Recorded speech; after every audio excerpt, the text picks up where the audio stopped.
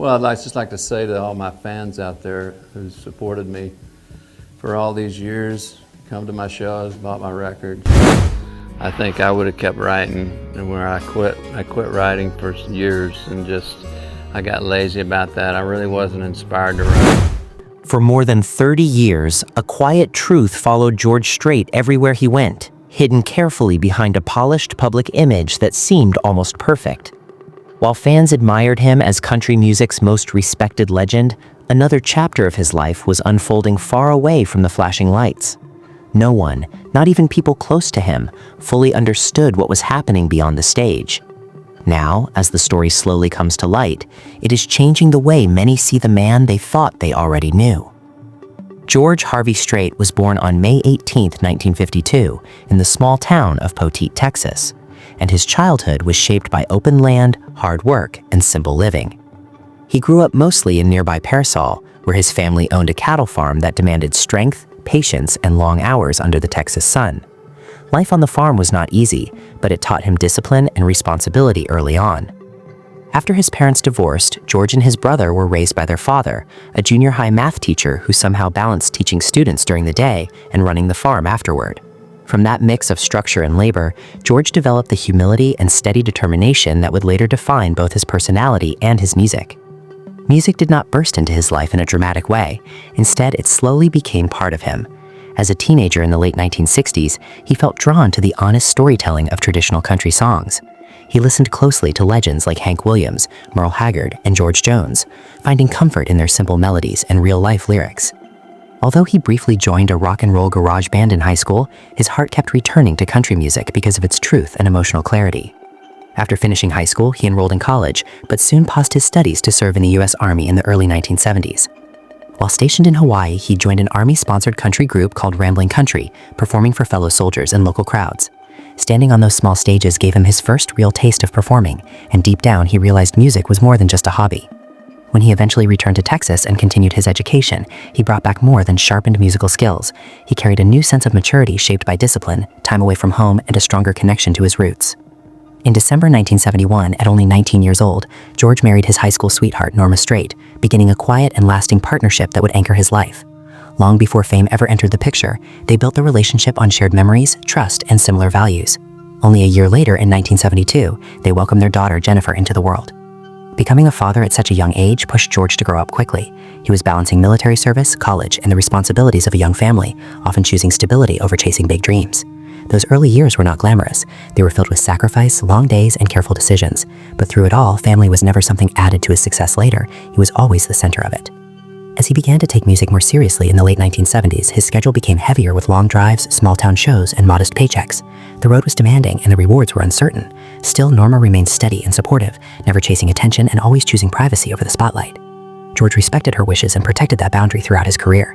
In an industry known for broken relationships and constant change, their marriage stood firm, becoming one of the few steady things in a world that rarely stays still.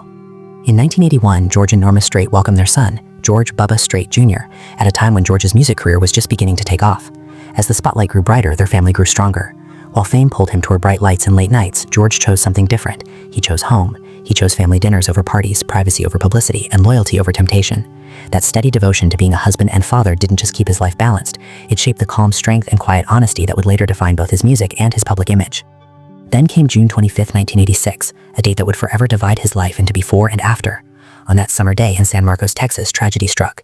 His 13-year-old daughter, Jennifer Strait, was riding in a Ford Mustang driven by a friend when the car lost control, rolled over, and crashed violently. She was partially ejected from the vehicle and died instantly.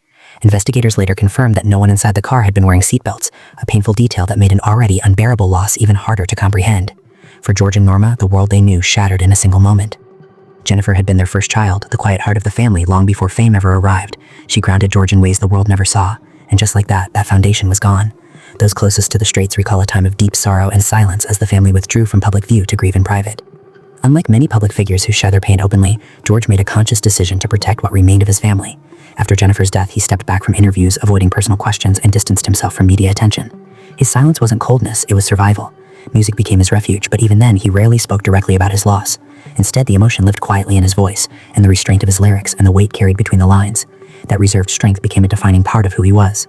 The tragedy reshaped his priorities. Awards, chart positions, and commercial success no longer mattered the same way. What mattered was preserving his family and honoring her daughter's memory.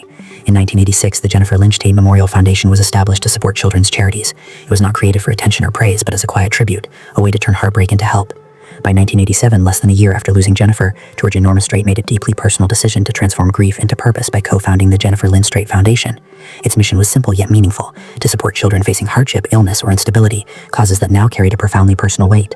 Through this work, Jennifer's name would stand not for tragedy, but for compassion and hope. For the Straits, this wasn't a one-time act of charity. It was a lifelong commitment. The foundation focused on organizations that directly improved children's lives, especially within Texas communities close to their roots. Healthcare, education, and basic needs became central priorities. In choosing this path, they ensured that Jennifer's spirit would continue touching lives far beyond their own family. True to George's quiet nature, the foundation operated largely out of the spotlight. Fundraising often came through benefit concerts, private donations, and discreet partnerships rather than flashy campaigns. He rarely spoke publicly about it. He didn't need to. The work spoke for itself. Time moved forward, but the loss never truly left him. Instead, it became a silent companion, deepening his humility, strengthening his devotion to privacy, and giving his music a gravity that could only come from lived pain. Through love, loss, and unwavering commitment, George Strait showed that even in unimaginable heartbreak, purpose can rise, and sometimes the quietest strength leaves the deepest legacy. It was never about protecting an image. It was about honoring a memory and carrying a responsibility that would never fade. Over time, the Jennifer Lynch Strait Foundation gave millions of dollars to children's causes, becoming one of the most meaningful parts of George Strait's legacy beyond the music. For George and Norma, nothing could bring closure. Loss like that never does. But the foundation gave them something else, a way to turn heartbreak into help. With every child supported and every life touched, Jennifer's name continued to stand for kindness, strength, and a family's deep determination to let her light shine through service. Then in April 2009, George faced another painful goodbye.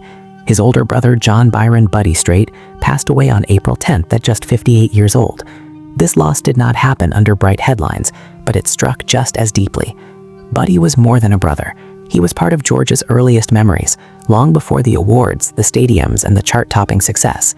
Growing up together in rural Texas, shaped by farm life, responsibility, and the tough lessons learned on open land, they built a bond rooted in shared experience. Buddy knew George before the world did. Losing him meant losing one of the last living connections to the boy he used to be.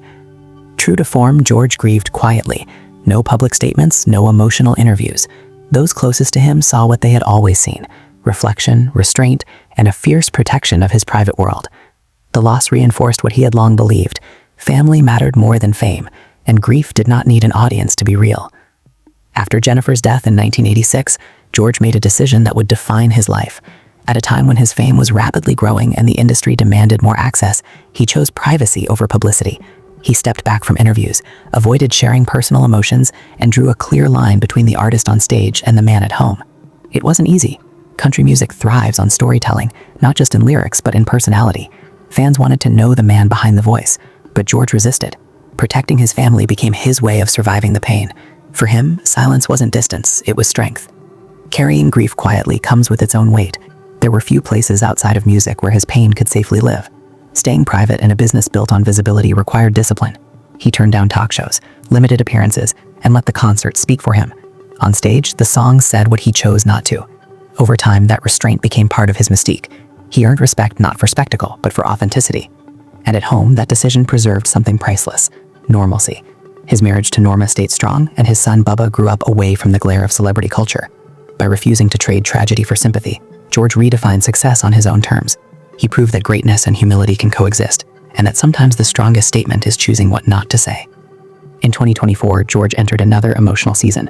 That September marked the release of his album Cowboys and Dreamers, a project shaped by reflection, maturity, and fresh waves of grief.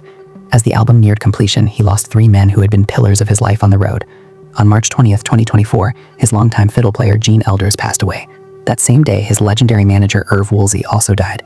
Just weeks later, on April 29th, 2024, his road manager Tom Foote followed. These weren't just colleagues, They were trusted companions who had traveled with him for decades, shaping his sound, guiding his career, and standing beside him through countless miles and memories. Irv helped protect George's values while navigating fame. Gene's fiddle became part of his signature sound. Tom ensured that every show ran smoothly behind the scenes. Their absence left a space that couldn't simply be filled. So George did what he has always done. He honored them quietly. Cowboys and Dreamers was dedicated to their memory, not as a display of grief, but as a lasting thank you.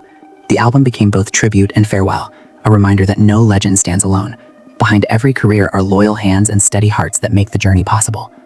Then in April 2025, another loss arrived. Rodeo legend Roy Super Looper Cooper tragically died in a house fire on April 29, 2025. The news shook the rodeo and country music communities, but for George, it was personal. Roy was more than a champion roper. He was a brother in spirit and a friend of over 40 years. Their bond was built on shared values: hard work, humility, and deep respect for Western tradition. Roy's greatness never changed his grounded nature, something George deeply admired. At his funeral, George offered a rare public glimpse of his vulnerability. His voice trembled as he spoke about decades of friendship, about laughter, loyalty, and the quiet understanding they shared. He called Roy a hero and an inspiration, not just in the arena, but in life. The loss reopened old wounds. Time moves forward and the circle grows smaller. Yet even in sorrow, George chose gratitude. By honoring Roy openly, he showed that strength is not the absence of emotion. It's the courage to feel it and still stand tall.